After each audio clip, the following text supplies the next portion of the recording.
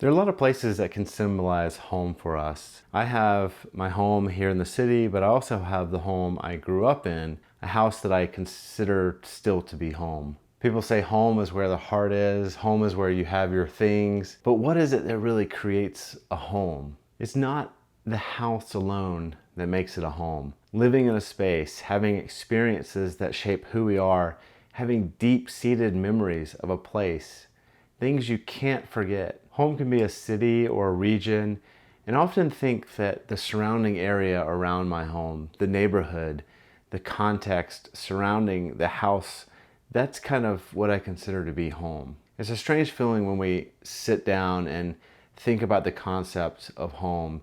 You have all these visuals that pop into your head, and most of the visuals are from my childhood home that I get. It must be something that kind of resonates with that more than any other place I've lived. It's really the one that I connect to most. Take a moment and think about your home or the homes and which one stands out to you most. Do you identify with one more than the other? Are there memories that you can't forget? As an architect, you're creating spaces for those memories. You're creating a backdrop for other people to experience life. And it's a very influential thing that you're doing. Have you really let that sink in? Have you taken the time to realize the impact that you're having on people's lives? What you create could affect generations of families. So let that sink in if it hasn't already, and really take the concept of home seriously for your client.